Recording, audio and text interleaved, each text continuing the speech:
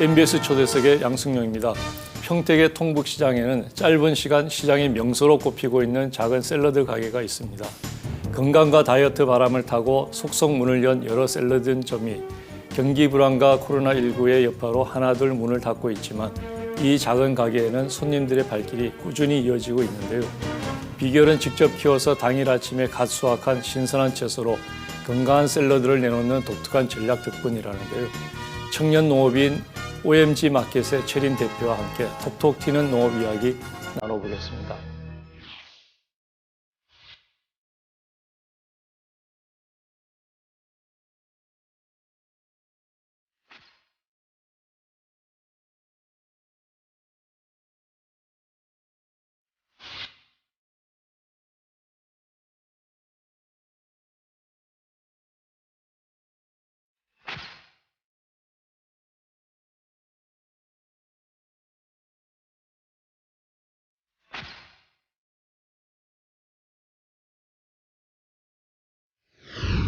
예, 오늘 스튜디오에는 직접 키운 작물을 가공해서 판매하는 농부이자 셰프 최린 대표 자리해 주셨습니다. 이렇게 나와주셔서 고맙습니다. 네, 안녕하세요. 반갑습니다. 안녕하세요. 예. 우선 지금 경영을 하고 있는 농장 또 식당이라고 불러야 되나요? 샐러드바 간단하게 소개를 좀 해주시죠. 네, 저는 평택에서 이제 청년 창업농으로 이제 1기로 선정이 돼서 이제 평택 통북시장 근처에 농지에서 이제 300평짜리 이제 스마트팜 시스템으로 해가지고 샐러드 채소를 키우고 있고 그 샐러드 채소를 키우는 걸로 샐러드 가게를 이제 운영하고 있는 이제 최린이라고. 그렇군요. 자, 농사짓는 셰프로 이렇게 소개를 했는데요. 본인은 농업연구원으로 불리기를 더 좋아한다고요? 네, 왜냐하면 이제 농업 쪽을 제가 이제 공부를 하면서 이제 각 지역을 맡으러 다니다 보면은 이제 선배 농업인분들이나 아니면 다른 분들을 이렇게 만날 때 이제 명함을 주고받거나 하거나 이제 그러잖아요. 근데 그냥 농부입니다 하는 거랑 이제 제가 농업연구원이다 얘기하면은 대하시는 분들이 뭐 이렇게 얘기를 하시더라고요. 근데 제 생각에는 모든 농업인들이 다 농업연구원이라는 생각이 드는데 우리나라 분들이 좀 농사짓는 분들이 너무 겸손하셔서 그냥 농부라고 그냥 하시는 것 같아서 저는 그런 자긍심을 가지고 있기 때문에 저는 농업연구원이라고 이제 얘기를 하고 다닙니다. 농업에 방점을 뒀다 이런 뜻이고, 네, 그렇죠. 연구원에 방점을 뒀기보다는 농업에 이제 사명감이 있기 때문에, 때문에 얼마나 중요한 건지를 보여주고 싶어서 이제 그렇게 하고 있습니다. 그렇군요. 자, 농산물을 직접 생산하는 1차 산업, 그것을 가공하는 2차 산업, 또 판매, 유통하는 3차 산업까지 직접 하고 있는데 다 쉽지 않은 일일 것 같지만 직접 해보니까 어떤 일이 제일 어렵던가요? 생산하는 게 쉽다, 가공하는 게 어렵다, 판매하는 게 어렵다, 이렇게 할 수도 있겠다는 생각이 드는데 이거는 전체적인 걸 세 개를 다 하게 되니까 어느 한 개가 쉽고 어렵다고는 할 수는 없더라고요. 이게 아침, 점심, 저녁 다 제가 할 수 있는 역할이 달라지는 거라서 그렇다고 어느 한 분야가 제대로 안 하게 되면은 더 그게 연관이 되는 거라 세 개 다 어렵고 중요하다고 생각을 하고 있습니다. 그렇군요. 사실 이제 세 개를 다 묶은 것이 이제 하나의 사업체가 되니까 세 개를 다 잘해야 되겠죠. 네. 세 개를 다 골고루. 자, 그런데 그 시간 배분을 해야 되지 않겠습니까? 이제 그 농장을 직접 경영하는 것과 또 샐러드 바를 경영하는 시간 배분이 있을 텐데 그 시간 배분을 어떻게 하고 있습니까? 일단 농업을 한 분들은 이제 새벽에 아침에 일찍 일어나시잖아요. 그러니까 농장에서 아침에 새벽에 일찍 가지고 수확하는 건 한두 시간 정도 새벽에 지금 해 뜨는 시간이 5시 반 정도니까 5시 반부터 한 7시 반 정도까지 농장에 가서 샐러드 채소 수확하고 농장 정리하고 그 다음에 이제 바로 이제 매장으로 가서 매장에서 이제 농장에서 수확한 거 바로 커팅하고 매장 청소하고 준비하고 11시에 매장 오픈해서 8시까지 이제 클로징 할 때까지 거기서 계속 손님 접대하고 판매하고 이제 그러고 있습니다. 그러니까 하루 온종일을 농장하고 샐러드 바에서 다 보내는군요. 그렇죠. 네, 그렇게 아침부터 저녁까지를 계속 매일매일 반복하고 있습니다.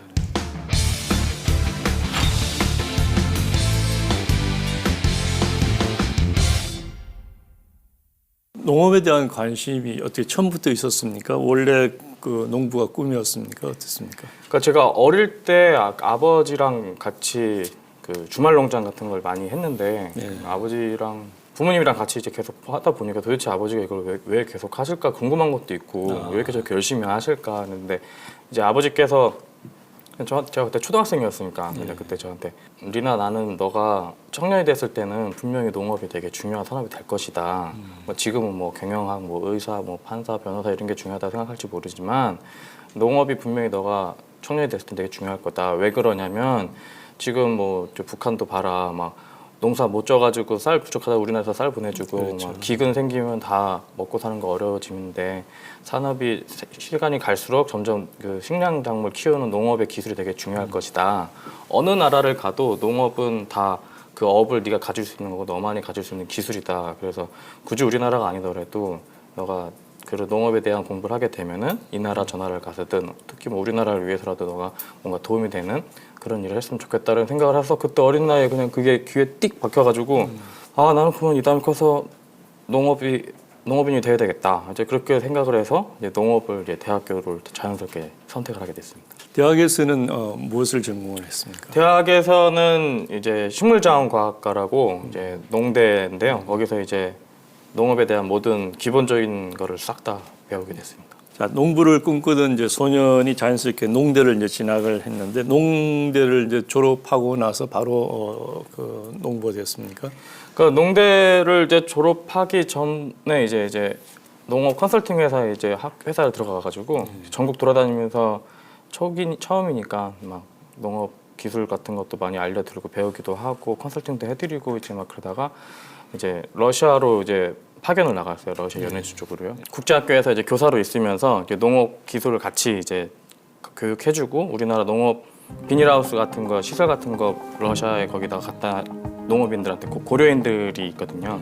고려인들이 먹고 살 수 있도록 그런 먹거리 일자리를 좀 도와주려고 이제 그런 일을 했습니다. 그래서 토마토랑 딸기랑 하는 거 이제 기술 전파도 해주고 하우스 짓는 거 왜 비닐하우스 해야 되는지 그분도 잘 모르시니까 비닐하우스 하는 것부터 해서 어떻게 설치를 하고 거기서 어떻게 작물을 키우고 하는 것도 가르쳐주면서 했는데 이제 러시아는 이제 우리나라랑 이제 언어도 다르고 문화도 다르잖아요. 그래서 제가 그때 제일 어려가지고 이제 러시아 언어를 이제 거의 7년 동안 열심히 배우고 문화도 배우고 이제 그러면서 조금씩 그 사람들의 말이 통하고 러시아 말 하게 되니까 말도 통하면서 이제 슬슬 농업 같은 것도 제가 이제 몸으로 직접 뛰면서 보여줬거든요. 하우스 하는 거 보여주고 육묘하는 것부터 해가지고 물은 이렇게 해야 된다 저렇게 된다. 그렇게 하면 완전 밑바닥에서 잘 이렇게 시작을 했습니다. 그러니까 연해주에 진출해 있는 한국 농업 기업을 대상으로 컨설팅을 한 것이 아니고 아니요 거기 있는 현지 고려인들 네. 대상으로 네. 그 농업 지도를 한 거예요. 네. 그렇게 해서 어떻게 그분들이 농업 그 확산이 좀 어때요? 많이 됐습니까? 많이 됐죠. 농장이라든지 이런. 네, 좀 거기서 이제 고려인분들이 이제 자기 이렇게 좀 이렇게 먹고 사는 그런 게 어려우신 분들 위주로 자립할 수 있도록 그런 거를 해줬거든요. 그러니까 다른 사람들은 비닐하우스를 할지를 모를 때 그분들한테 우리가 비닐하우스를 지원을 해주니까 그럼 남들보다 한두 달 정도는 더 팔 수 있고 남들 한두 달부터 좀 먼저 팔 수 있고 하니까 수익이 더 많이 나오게 되고 그러면서 이제 하우스 안에서 뭘 키우면 내가 되겠냐 이제 막 그런 얘기도 나오면은 자연스럽게 그거에 대해서 컨설팅도 해주고 좋은 이런 작물이 있으면 한국 가서 배워가지고 와라. 예. 물론 거기는 환경이 다르지만 뭐 돈 되는 거 있으면은 한국에 딸기든 이런 토마토든 기술 같은 거 배워가지고 와라. 뭐 한국 데려와가지고 이제 좋은데 선진 농가 보여주고 거기 가서 할 수 있게끔 그런 것도 도와주고 있습니다. 자, 그러면은 러시아에서 그 농업연구원으로 의미 있고 보람 있는 7년을 보냈는데 어떤 계기로 귀국을 해서 이제 진짜 농부가 돼야 되겠다 이렇게 마음을 먹었는가요? 그 러시아에서 이제 고려인들을 상대로 이제 계속 일을 하다 보니까 제가 가르쳐 드린 거를 제대로 못 하시는 분들이 많잖아요. 그러면서 이제 제가 좀 이렇게 왜 여기서는 가르쳐 드린 대로 못 하고 자꾸만 다른 거를 할까?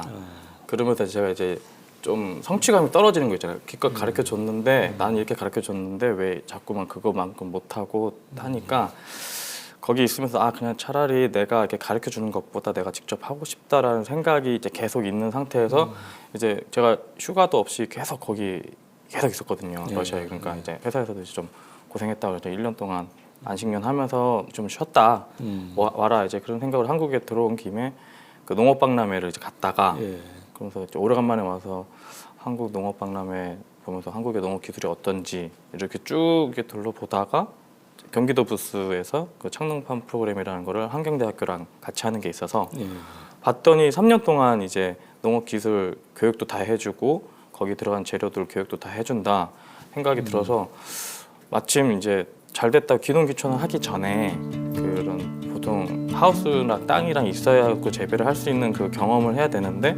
그거를 테스트를 할 수 있는 공간이 주어진 데가 있으면은 굳이 내 돈 안 들이고 내가 혼자 노력을 안 해도 그렇게 해주면은 아무것도 모른 척하고 다시 새로운 농업 기술을 배운다는 생각으로 학교에서 배우면서 3년 동안 내가 베타 테스트를 한번 해보자 그래 생각이 들어서 그걸 지원을 했는데 그게 이제 떨거덕 합격이 돼서 됐으니까 내가 그러면은 안성인 환경대학교에서 하는 창동팜 프로그램을 참여를 하게 됐습니다. 근데 거기서 제가 하고 싶은 거를 러시아에서 하려고 했던 거를 응용해가지고 좀 더 실제로 해보겠습니다. 얘기를 하면서 이제 제가 그때부터 이제 점점 시작이 된 거죠.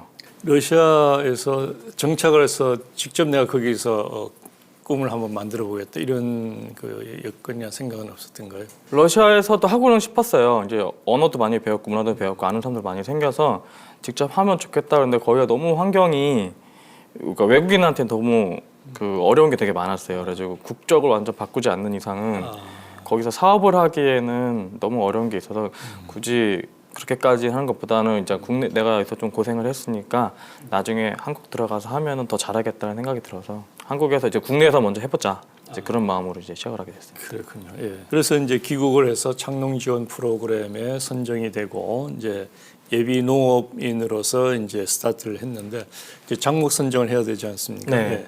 이제 어떤 기준으로 어떤 작목을 선정했는가요? 교수님도 아시겠지만 귀농 귀촌이든 창업이든 다 아이템이 되게 중요하잖아요. 그러면 이제 비즈니스 모델을 짜야 되는데 토마토나 딸기나 뭐 다른 작물들 같은 경우 막 3개월, 뭐 6개월, 어떤 건 1년, 어떤 건 막 3년 걸리잖아요. 예.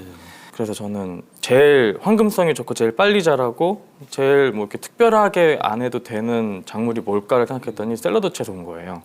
그러면 걔들 심으면 한 2주 뒤면은 다 나오니까 그러면은 그거 가지고 내 주변 사람이든 아는 분들이든 내가 팔면은 최소한의 현금은 1,000원, 2,000원씩은 내가 벌 수 있잖아요.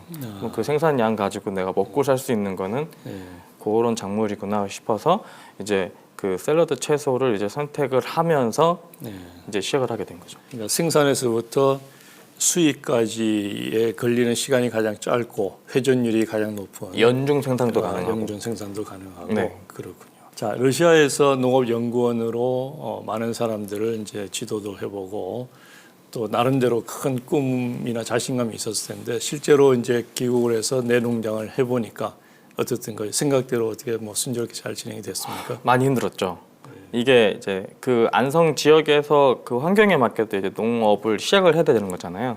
그 지역의 환경에 적응을 해야 되고 그 시설을 짓느라고 보통 농사가 한 4월, 5월 달 그때쯤에 시작을 늦어도 그때는 해야 되는데 8월 달, 9월 달쯤에 이제 시설이 다 만들어진 거예요. 그러면 다 그러니까 그 뒤늦게 이제 심었더니 이제 첫 겨울 때 갑자기 한파에 11월 말쯤에 갑자기 한파가 확 와가지고 하우스 찢어져가지고 찬바람 막 다 들어와가지고 물탱크 다 얼고 작물도 싹 다 얼어버리고 이게 이제 스마트팜이 없는 시스템이었으니까 그게 찢어졌는지도 모르고 저는 그냥 집에 있었던 거죠. 그냥 비닐하우스였어요. 네, 근데 그냥 일기예보에서 갑자기 한파가 왔다. 그리고 그 다음날 아침에 일찍 가봤더니 다 얼어서 다 죽어버려서 11월 달에 그랬으니까 11월, 12월, 1월, 2월, 3월, 4월까지 그거 청소하고 정리하고 새로 준비하고 하우스 다시 비닐 찢어진 거 하고 물탱크 다 걸고 그러고 나서 다시 또 5월 달, 6월 달에 다시 또 시작했더니 여름에는 또 폭염 오고 벌레 들어오고 농약 안 치고 하니까 또 막 죽고 새로 씻고 하느라고 상상 이상의 이제 일들이 막 벌어져. 어떨 땐 단수돼가지고 물펌프 터져가지고 물이 막 이렇게 나오고 막 물바다 돼가지고 막 그런 일도 있었어요. 농사를 짓는 분들은 아마 그런 일들이 다반사로 있는 일일 것 같은데 컨설턴트 농업연구원으로 지도를 할 때는 그런 것이 심각하게 와닿지 않았던가요? 그 컨설턴트 하기 전에도 이미 농업에 대한 기본적인 건 알고 있었지만은 그게 제 농장이잖아요. 그렇죠. 그러니까 내가 직접 다 관리를 하고 케어를 해야 되는 건데 그렇게까지 해야 되는지는 제가 그때 처음 본 거죠. 그러니까 왜 농업인들이 24시간 계속 하우스 옆에 붙어서 사는지를 그때 이제 뼈저리게 아는 거죠. 그렇죠. 실제로 겪어봤더니 와 이제 이러면서 그렇군요. 그래서 그 농업 생산이 안정적으로 될 때까지는 어느 정도 시간이 걸렸던가요? 팜쉐어 하면서 이제 그게 3년 동안 하면서 제가 이제 청년 창업농 이제 선정이 되기까지 한 4년 정도 걸린 것 같아요. 그것까지 다 포함해서 지금까지. 예. 왜냐면 보통 농업은 데스밸리가 5년이잖아요, 기본이. 근데 저는 지금 이제 농업 경영체 등록이 돼가지고 한지 이제 3년 차니까 되게 오랜 시간이 좀 필요했습니다. 그래서 지금은 이제 농업 생산은 이제 어느 정도 안정이 됐다, 안정적으로 생산이 가능하다. 올해부터는 이제 농업 환경적인 게 다 이제 준비가 돼서 올해부터는 조금 이렇게 안정적으로 지금 재배가 되고 있어서 생산량이 네. 좀 나오고 있어서 얘기를 듣다 보니까 이제 일하는 모습이 궁금해지는데요. 평택에 있는 농장의 모습이 영상으로 준비됐다고 그러네요. 한번 보실까요? 자, 소개를 좀 해주시죠. 저기 뒤쪽에 있는 하우스가 300평짜리 하우스고 이쪽에 오른쪽에 이제 샐러드 채소를 다품종 소량으로 하고 있습니다. 이건 케일 같은 거 이제 키우고 있습니다. 지금 이제 재배하는 쌈채들이 쭉 나오고 있고 지금 수경 재배는 아니고 저건 토경 재배. 네, 토경 재배를 하고 한쪽에서는 이제 샐러드 채소를 하고 있고 반대편은 이제 토마토랑 가지랑 파프리카 이제 그런 거를 지금 이제 키우고 있습니다. 혼자서 지금 모든 일을 다 하는 건가요? 네, 근데 그 평소 그렇게 넓지는 않으니까 아침에 새벽에 일찍 가서 저렇게 이제 손도 지르고 뭐 도와주시는 작업도 분은 하고. 예, 부모님은 어. 이렇게 아침에 다양한 종류가 많으니까 필요한 네. 만큼만 딱딱딱딱. 그 농업을 하겠다고 했을 때 부모님들 반응은 어떠셨는가요? 얘가 진짜 농업을 계속 할래나 이제 이러면서 이제 기대는 계속 하고 있었는데 제가 계속 농업을 졸업하고 나서 계속 농업을 하니까 제가 정말 농사를 하려나 보다. 근데 진짜 농업인이 되고 하니까 지금은 계속 응원해주고 있습니다. 농업 생산은 이제 안정적으로 이제 할 수 있는데 이제 더 중요한 문제는 이 생산된 농산물을 이제 제값받고 잘 팔아야 되는 거 아니겠습니까? 네. 지금 판매는 어떻게 이제 그 어떤 전략으로 판매를 했는가요? 그러니까 제가 맨 처음에 그 창릉판 프로그램 하기 이전에 경기도 농업기술센터에서 하는 기농기촌 심화 코스를 하는 데가 있었어요. 거기서 교육을 받을 때 농업 비즈니스 모델을 짠 게 있었거든요. 예. 그 계획대로 이제 하려고 하면은 이제 오프라인 매장이 이제 그러니까 판로가 필요한 거잖아요. 예. 근데 그때 매장이 제가 있어가지고 매장이 있으면 좋겠다라는 생각을 하고 판로를 있었습니다. 직접 내가 만들어야 되겠다. 네. 오케이. 조그맣게 해서 이제 조금씩 이게 내가 스스로 조금씩 판로부터 해야지 한꺼번에 확 하면은 비용이 너무 많이 드니까. 그렇게 생각해서 계획을 짜는 상태에서 오프라인 매장을 알아보는 도중에 이제 경기도랑 그 소상공인진흥공단에서 하는 이제 청년몰 사업이 있었어요. 그래서 그게 평택시 통북시장에 있어가지고 마감하기 전날 이제 지나가다가 발견하고 얼른 서류를 만들어서 이제 지원을 했고 이제 거기 이제 선정이 돼가지고 아주 조그만 매장에서 이제 그 OMG 팜마켓이라는 이제 그런 플랫폼을 이제 만들게 된 거죠. OMG 팜마켓. 네. 예. 그 이름은 어떤 의미를 가지고 있는가요? 제가 이제 농업을 이제 처음으로 시작을 하면서 제일 큰 소원이 뭐냐면 내 농장이 있으면 좋겠다라는 거였거든요. 그러니까 오 마이 그린하우스. 오 마이 그린하우스. 네. 내 비닐하우스. 네, 내 농장. 네, 내 이제 농장. 그런 의미로 이제 이렇게.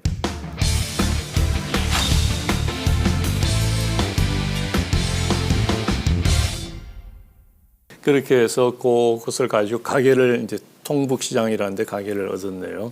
그 가게는 어떤 사업을 하는 가게인가요? 이제 소상공인진흥공단이랑 이제 평택시에서 하는 이제 전통시장 활성화 사업 중에 하나예요. 이제 그 전통시장이 많이 이제 피폐되어 있으니까 거기에다가 이제 청년 상인들을 모집을 해서 거기 좀 활성화 시키려고 하는 걸 이제 39세 미만 청년들한테 처음 창업하시는 분들한테 그걸 지원을 해주는 건데 그것도 이제 한 1년 정도 임대료 지원을 해주고 인테리어 비용도 좀 지원도 해주고 한다고 하니까 이제 저 입장에서 엄청 좋은 거잖아요. 처음 창업하는 사람한테는 농업 쪽은 그렇다 치고 이걸 이제 판매 쪽으로 봤을 때는 이런 사업이 좋은 거니까 지원을 이제 했죠. 이거 되면 진짜 좋겠다. 그러면 1년 동안은 그래도 그 지원을 받는 게 있으니까 그 동안 내가 열심히 노력을 하면은 그거는 잘 버티면서 할 수 있지 않을까. 그러면 농장에서 생산된 거 가지고 앞에서 팔든 뭐 하게 되면 제 주소가 생기고 제 사업자가 생기니까 법적으로 판매가 되는 거잖아요. 그러니까 그래서 정말 좋은 거다 싶어서 이제 그 사업을 선정 꼭 됐으면 좋겠다 이래가지고 지원을 하게 됐죠. 그래서 이제 선정이 네. 됐네요. 그래서 그 이제 샐러드 바를 하겠다 이렇게 마음을 먹었잖아요. 네. 자, 샐러드 바를 선택한 이유가 있었을 텐데. 그 샐러드 바를 이제 선정하게 된 거는 이제 샐러드 채소를 제가 이제 키우는 걸 작목을 선택을 했으면은 이제 주 고객이 어디인지를 이제 봐야 되잖아요. 그때 당시만 이제 샐러드를 많이 드시는 분들은 20, 30대 여성분이신데 이 채소를 사시는 분은 나이 많으신 여자분들이시고 커팅해가지고 샐러드를 해서 젊으신 여성분들이 드시는 거니까 그러면 이제 그거에 맞게끔 하려면 제 매장에서는 샐러드를 맛있게 만들어서 판매를 하는 걸로 해야 여성분들이 와서 드셔보시고 맛이 좋으면은 그 내 거 농산물도 판매를 하면 좋겠다라는 이제 그런 비즈니스 모델을 이제 짠 거죠. 자, 이제 농사일 하나만 해도 쉽지 않은데 이제 가게를 열어서 이제 직접 샐러드를 운영하는 두 가지 일을 병행하는 것이 어떻습니까? 그게 시너지가 일어나는 건가요? 아니면 둘 다 더 힘이 드는 그런 일인가요? 두 가지가 다 이제 시너지 효과가 있다고 봅니다. 왜냐하면 농업 생산만 하는 거랑 팔로가 하는 걸 솔직히 농업인들이 따로따로 하셨잖아요. 그렇죠. 나는 예. 농업인들은 생산만 해. 근데 최근 들어서 이제 두 개를 같이 하면 좋겠다라는 거를 많이 하셨는데 저 같은 경우에는 생산을 같이 하면서 생산물이 좋고 내가 어떻게 키우는지를 알잖아요. 그럼 제가 아침에 새벽에 일찍 가서 따오는 거다. 이거는 어떤 작물이고 어떻게 키우는 거다를 알고 있는 상태에서 그거를 아는 사람이 마케팅 판매까지 하니까 고객들한테 대할 때 여기 채소는 몇 가지가 들어가 있고 이거는 어떤 인증 뭐 GAP 인증을 받은 거고 새벽에 따온 겁니다. 제가 따온 거예요. 이렇게 스토리가 되니까 아무 생각 없이 그냥 이렇게 전통시장 바로 옆에 붙어 있으니까 채소들도 많이 팔잖아요. 그런 채소랑 이 채소랑 뭐가 다른지를 제가 스토리텔링이 되는 거죠. 도움은 되지만 이제 시간이나 노동력이나 이것은 뭐 훨씬 강도가 세져졌을 것 같은데, 자, 그 샐러드 바가 처음부터 어떻게 잘 성공적으로 정착을 했습니까? 아니면 거기도 또 신고식을 거쳤습니까? 엄청난 신고식이 있었습니다. 예, 그게 창업은 또 3년이 데스밸리잖아요. 예. 수익을 내기도 어렵고 정착하기도 어려운 그 기본이 있는 거라서 창업하고 진짜 그 매장에서 한 지는 이제 1년 차 됐을 때 그때 아까 말씀드렸던 농장에 한파 와가지고 얼어 죽고 근데 그때 제 채소가 아니라 제 채소가 안 나오니까 다른 거 무농약 채소를 받아가지고 딱 하루 손님을 받았는데 고객님이 와서 단골손님 딱 먹어보더니 이거 사장님 채소 아니죠? 딱 이러시는 거예요. 맛을 딱 아시고 그래서 깜짝 놀라가지고 예 맞습니다 그랬더니 채소가 맛이 없어요 딱 이러는 거예요. 그래가지고 그날 바로 문 닫고 다시 봄에 열었다가 이제 여름에 또 이제 아까처럼 벌레랑 그런 것 때문에 또 한 3개월 또 문 닫고 폭염 때문에 다 이제 녹아가지고 죽고 그래서 다시 모종 심어가지고 또 11월 달에 다시 문 열고 그래서 거의 2년 동안 계속 마이너스 또 나오고 그래가지고 너무 이제 먹고 살기가 어려워지니까 아르바이트도 하고 이제 뭐 이렇게 여기저기 일할 수 있는데 가가지고 일당 받고 일하는 것도 하면서 이제 일을 빠득빠득 하면서 내가 다시는 이렇게 어려운 일을 겪지 않겠다. 내 농산물 하기가 왜 이렇게 어렵냐. 근데 농장이 이제 환경이 아직 안 됐으니까 그때만 해도 그리고 그때 당시만 해도 이제 평택에 계신 이제 고객분들이 샐러드라는 거를 잘 모르시는 나이 많으신 분들이 좀 많으셨는데 그 1, 2년 동안 이제 새로 이제 젊으신 분들이 많이 유입이 돼서 그 동안에 저도 많이 힘들었다가 이제 작년 11월 달부터 이제 그런 저도 이제 어느 정도 샐러드 상태 키우는 거랑 요리하는 거랑 메뉴 선정하는 거랑 이제 매장 분위기랑 이제 마케팅이랑 그런 거를 좀 많이 노력을 해서 이제 겨우 이제 잘 버티고 있는 수준입니다 이제. 지금은 이제 버티는 수준인가요? 네, 뭐 성공도 아니고 그 이제 그 3년의 데스밸리의 마지막 3년 차를 마지막을 일을 빠듯 갈면서 이제 하고 있습니다. 어떻습니까? 지금 이 이제 마지막 그 데스밸리를 죽음의 계곡을 이제 무사히 넘으면은 성공할 수 있는 어떤 전망이 보인다 이렇게 판단이 되는 걸. 성공이란 단어는 저한테는 되게 좀 먼 것 같고요. 그냥 네. 그 데스밸리 이제 겨우 이제 나왔으면 이제 그때부터가 이제 그런 사업의 시작인 거고 농업은 아직 5년 중에서 이제 3년 차가 되고 있는 거라서 아직 2년이 더 남았잖아요. 이 앞으로 농업 쪽에 제 농장에서 뭔 일이 또 벌어질지를 모르니까 기후 변화나 뭐 또 어떤 환경이 달라질지 몰라서 그렇군요. 이제 겸손한 마음으로 아직 2년이 더 남았다. 이제 매장에서 아무리 잘 돼도 이 농장 관리랑 품질 관리 내가 더 잘해야 되겠다. 그런 마인드로 더 어떤 일이 다가올지를 좀 더 긴장하면서 기다리고 있습니다. 아직까지는 이를 악물고 긴장하면서 최선을 다하는 그런 단계다. 그렇군요.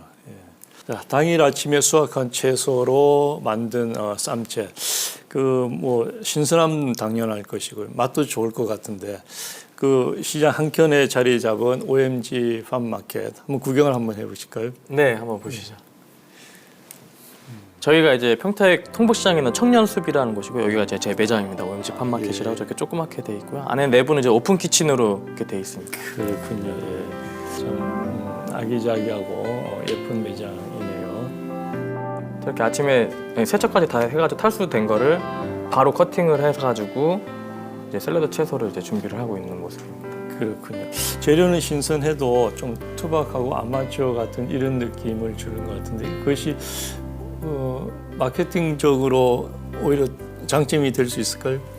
그렇죠. 왜냐하면 저렇게 좀 되는 샐러드 가게가 많이 없으니까 그래가지고 이제 드셔보시는 분들도 다른 데랑 채소가 다르고 뭐 커팅된 모양이나 제공된 게 다르다고 생각을 하시니까 또 좋아하시는 것 같습니다. 지금 모든 재료가 다 그 농장에서 재배된. 그렇죠. 샐러드 채소는 전부 다 이제 제가 한 11가지 정도 이제 섞어서 지금 하고 있고요. 나머지 저런 토핑 같은 것도 이제 제가 만들 수 있으면 만들어서 하는데 시장에 가까운 전통시장이 있으니까 전통시장에서 구할 수 있는 토핑들로 서로 이제 상생하면서 살아야 되니까 이렇게 도와드리고 있습니다. 테이크아웃 손님들도 되게 많아서 저렇게 비주얼 보시면은 맨 마지막에 보면 와 이쁘다 이제 이러고 이제 사가시는 분들도 많고요. 메뉴가 혹시 뭐 여러 가지가 있어요? 메뉴는 이제 3가지만 딱 있습니다. 파인애플 새우 샐러드, 뭐 허니 리코타 치즈 샐러드, 저기 불고기 샐러드. 불고기 샐러드. 네. 저렇게 매장에서도 저렇게 많이 드시고 이제 소스를 제가 직접 만들어 가지고 저 가격을 혹시 뭐 파인애플 새우 샐러드는 9,000원이고 예. 타이푼 불고기 샐러드랑 허니 리코타 치즈 샐러드는 이제 8,000원으로 해가지고 사람들 국밥 정도 가격으로 자주 와서 드시라고 예. 이렇게 가격을 선정했습니다. 저분은 이제 단골 손님이신데 운동하시는 분이세요. 그래가지고 저렇게 자주 오셔가지고 제 거 샐러드 많이 드셔주십니다. 자, 하루에 그 샐러드 판매량을 40인분으로 한정을 했더라고요. 뭐 얼마 전에 한 20인분에서 이제 네. 좀 늘렸는데 그걸 좀 이제 많이 늘릴수록 그 우리가 이제 규모의 경제라고 하지 않습니까? 그래서 수익성도 좀 좋아질 것 같은데 40인분을 한정하는 이유는 어떤 농장의 생산 능력 때문에 그런가요? 아니면은 뭐 그 매장의 어떤 능력 때문에 그런가요? 여러 가지가 좀 복합적이었어요. 왜냐면 처음에는 20인분만 했거든요. 그러니까 그게 하루에 20인분을 다 판매를 한다는 생각이었는데 그게 8,000원짜리 샐러드를 20인분을 판매를 매일을 하게 되면은 한 하루에 16만 원 정도, 20만 원 정도거든요. 그거를 매일 20인분을 다 판매를 할 때 그 수익 매출이랑 그 수익이 저한테는 괜찮으니까. 왜냐면 그 데스밸리 3년을 버티기에는 그 정도 가격이 딱 좋아가지고 그렇게 20인분만 했는데 이제 점점 고객님들이 많이 찾아오시니까 올해부터 작년 11월 달부터는 이제 좀 2배로 늘렸어요. 왜냐면 손님들이 너무 많이 찾아주셔서 너무 매진됐다 그러면 또 막 아쉬워하시고 이래가지고 늘려가고 있는데 그거에 맞게 또 이제 농장에서 생산이 되는 양이나 수확해가지고 제가 작업하는 양이랑 그게 같이 들어가니까 그거에 수요에 맞춰가지고 제가 조금씩 이렇게 늘려가고 있습니다. 40인분은 다 팔리는 걸? 네, 거의 뭐 많이 팔리고 그게 샐러드로만 1인당 하나씩 했을 때 기준인 거고 한 분이 막 2개 드실 때도 있고 아니면은 이제 샐러드 드신 분들이 채소가 맛있으니까 채소만 따로 사갈게요 하시는 분들한테는 채소만 따로 또 판매도 하고. 자, 농사든 가게 운영이든 이제 기본을 지킨다 이런 말이 쉽지 않은 것인데 결국은 이제 수익성일 텐데 수익성은 어떻게 만족하시는가요? 가게 운영을 하는데? 제가 그 한국 들어와가지고 여러 박람회랑 그 창업 관련해서 조사를 할 때 그 프랜차이즈 박람회를 갔었거든요. 그럼 되게 잘 나가는 뭐 수익이 많이 나는 매장에 뭐 매출 분석하는 거 보면 식자재가 거의 40%고 임대료가 나머지에다 인건비까지 하면 매출이 1억이 나와도 실제 순소득은 얼마 안 되더라고요. 그렇죠. 그런데 제가 농사를 지어서 그 식자재 40%에서 많은 부분을 제가 생산할 수 있으면 그 40%분의 이익이 저한테 오는 거잖아요. 그러니까 그거를 제가 잡아버리고 하니까 그리고 또 그 청년몰이라는 그 사업을 통해서 임대료가 다른 데보다는 저렴한 데로 하니까 고정 지출이랑 그 지속 계속 메인으로 들어가는 그런 재료값이 킵이 되니까 그 수익률이 훨씬 더 높죠. 근데 그 상태에서 이제 제가 그 가격을 정하는 거잖아요. 근데 제가 이제 내 거는 좀 비싸게 팔 수도 있다. 나는 다른 데랑은 좀 다르다. 왜냐면 농약을 안 치면서 내가 직접 키운 거다. 맛이 다르다라는 그런 걸 마케팅을 계속 하니까 수익률이 이제 점점 이제 높아지는 거죠. 왜냐하면 기본 다른 데는 뭐 다른 데서 유통해서 사가지고 오는 걸로 하잖아요. 그럼 거기서 가격을 올리면 그만큼 이게 떨어지는데 이게 계속 퀄리티가 유지가 되고 물량도 계속 여름 되면은 이제 샐러드 채소 가격이 막 10배까지 뛰거든요. 근데 저는 농장에서 그게 그 저렴한 가격으로 계속 나오니까 그때 이제 수익성이 훨씬 더 이제 확 달라지는 거죠. 자, 아까 이제 농지를 첫 번째 임대가 면적이 어느 정도라고 했어요? 1,400평. 1,400평. 네. 자, 규모가 어떻습니까? 규모가 좀 더 필요하다 이런 것이 느껴지는가요? 아니면 그 정도 규모로 지금 유지를 해야 된다 이렇게 하는가요? 농업은 뭐 규모의 경제라고들 많이 하시고 하지만은 이제 농업인이 되려면은 농업 경영체 등록은 300평부터거든요. 근데 저는 이제 처음 이제 청년 창업농이잖아요. 농업에 처음 시작하는 사람한테 1,400평 땅을 임대를 받았는데 너무 넓은 거예요. 그리고 제가 샐러드 채소를 하는데 300평에다가 하우스를 지어놓고 하는 것도 청년 창업농이랑 저처럼 처음 시작하시는 분들한테는 기농기촌을 하시거나 그런 분들한테는 300평도 충분하다. 왜냐하면 더 이제 이게 밭작물 같은 경우에 이게 더 평수가 넓어지게 되면은 더 노력하는 노동력도 많이 들어가고 투입비도 많이 들어가야 되고 관리비도 많이 들어가기 때문에 일상생활을 하기가 어려운 이제 그런 지경이 되지 않을까 싶어서 저는 모든 그런 거를 최소한으로 해서 300평으로 해서 시작을 하고 있습니다. 그렇군요. 그러니까 임대는 1,400평이지만 지금 이제 농사를 짓는 것은 하우스는 이제 300평 규모로 네. 하고 있고 그 300평의 비닐하우스의 가게가 지금 하나인 거죠. 네. 어떻습니까? 가게 하나로 그 규모를 맞출 수 있는가요? 아니면 가게가 좀 더 확장이 될 필요가 있다 이렇게 느끼는 거예요? 지금은 그 매장 하나만으로도 충분한 것 같고요.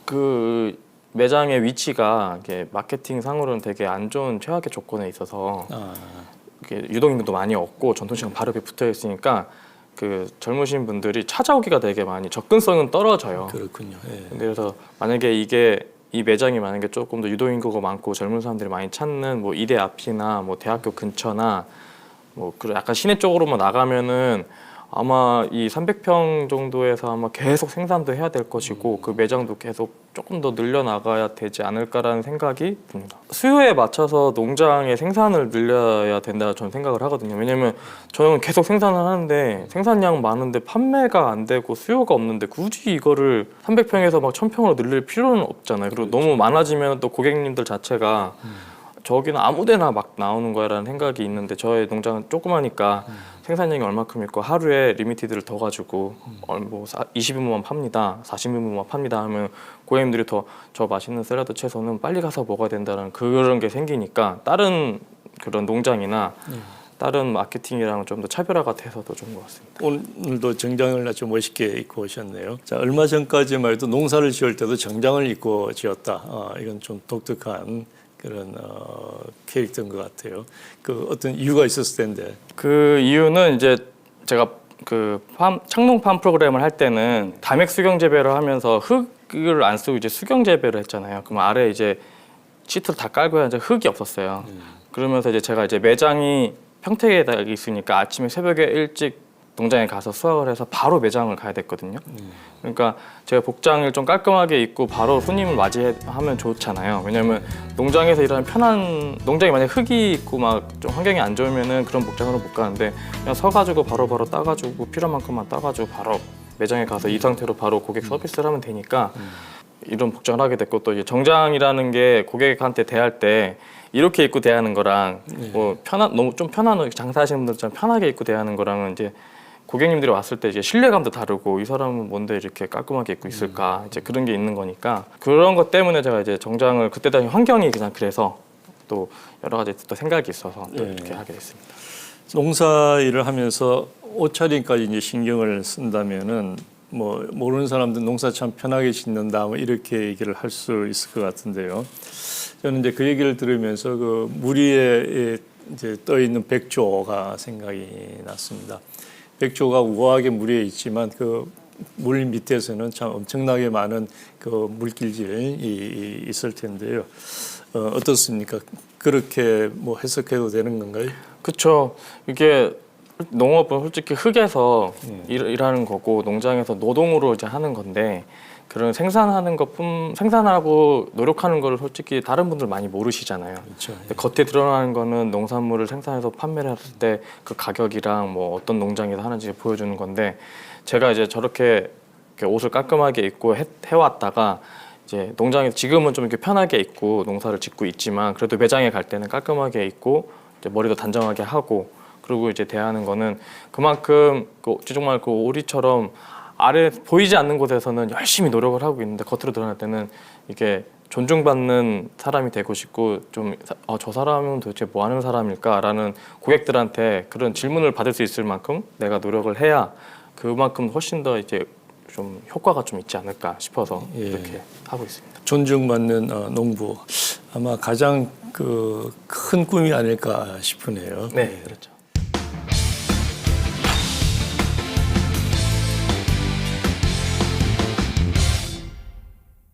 청년 농업인으로서 최린 대표의 아이디어 그리고 노력이 이제 인정을 받고 있습니다.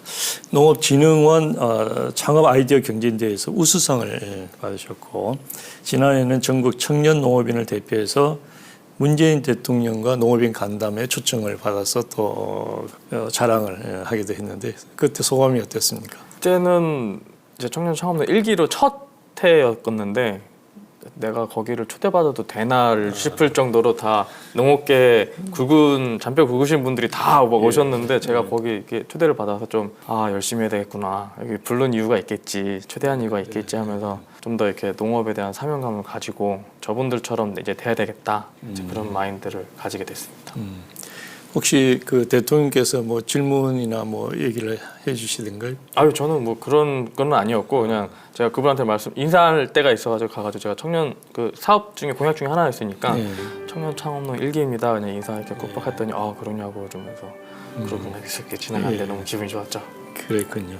창업을 꿈꾸는 이제 많은 후배들이라고 할까요? 또 뭐 그 예비 농업인들이 상담차 가게도 많이 올 것 같은데 그렇습니까? 네, 실제로 기농기촌 하시는 분들이나 아니면 뭐 샐러드 가게를 하려고 하시는 분들이 자주 오세요. 그러면 제가 이제 농업을 너무 이렇게 쉽게 생각해서 오신 분들도 계시고 아예 모르고 그냥 장사만 하려고 오신 분들도 계시고 그러니까 너무 이렇게 따로따로 오시는 분들이 많거든요. 그러면 그런 분들 계시면은 이제 가족이 하려고 하는 건지 아니면 자기가 하고 싶은 건지 배우려고 하는 건지 그런 걸 이제 농업에 대해서 제가 경험한 게 있으니까 그런 걸 이제 조금씩 이제 설명을 해드리고 하면은 그분들한테 농업 기농기촌도 이제 회사 다니는 것처럼 계획을 다 짜고 공부도 하고 마케팅 공부도 해야 되고 혼자서는 못하고 내가 하고 싶은 게 아니라 고객이 원하는 걸 해야 된다. 사업이 되는 아이템을 잘 구해라. 이제 그런 거를 제가 이제 컨설팅을 많이 해드리고 있습니다. 자, 단기간에 본인만의 성공 스토리, 창업 스토리, 성공은 아직 아니라고 했으니까 창업 스토리 갖게 된 우리 청년 농업인 최린 대표의 장점 중에 하나가 끊임없이 도전하고 고민하고 노력하는 뭐 그런 것일 것 같은데 지금 하는 고민이 있습니까 혹시? 지금은 이제 창업 이제 3년차 데스벨 이제 끝나가면서 기존에 있던 메뉴들 말고 신메뉴들도 새로운 이제 사업 아이템을 계속 고민을 하고 있는 상태고요. 그렇게 되면 이제 매장도 조금 늘려야 되는 매장 위치도 이제 조금 더 마케팅이나 판로 확장을 위해서는 생각도 있고 이제 수술 고객님들이 온라인 판매는 왜 안 해요? 이제 그렇게 하시거든요. 그러면 이제 저는 이제 오프라인이 잘 돼가지고 그게 돼야지 온라인이 된다는 기본이 가지고 있거든요. 왜냐면 온라인 너무 잘 되면 또 오프라인이 또 안 되니까. 그래가지고 그런 사업 매장을 좀 늘리는 거랑 매장이 늘게 되면 이제 판로가 늘게 될 것이고 그러면 이제 농장에서 생산 양도 조절을 해야 되잖아요.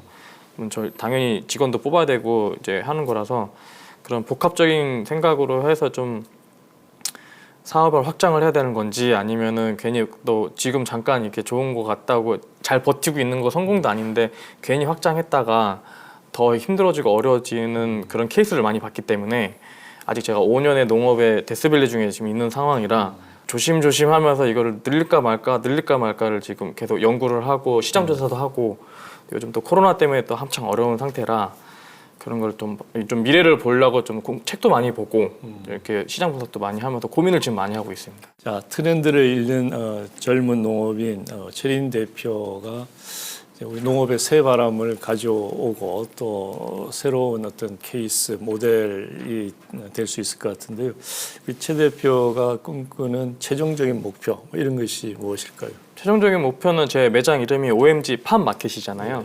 각 지역 8도에 OMG 팜마켓이라는 매장을 차려서 그 지역의 특산물들로 활용해서 음식도 만들어서 판매를 하는 레스토랑이랑 거기에서 들어간 여러 가지 재료들의 특산물, 지역의 청년 농업인들이나 강소농들이나 그런 지역의 특산물들을 신선하게 바로바로 직거래로 판매를 할 수 있는 그런 매장을랑 그런 사업을 하는 게 아주 먼 계획입니다. 그렇군요. 아주 멋진 계획인 것 같으네요. 감사합니다. 자, 처음 호칭에 대한 질문에 이제 농업연구원으로 불리기 쉽고 머리를 쓰는 농업인이 되고 싶다고 했는데 현재 농부이자 셰프로서 그렇게 되기 위해서 어떤 철학을 가지고 농업을 하고 있는가요? 머리를 쓰는 농업 경영인이 되자 하는 게 슬로건이기도 하고 매장 이제 슬로건 자체가 이제 에브리데이 프레시이기도 하고 그러면서 농장 자체도 이제 스마트팜으로 운영을 하잖아요.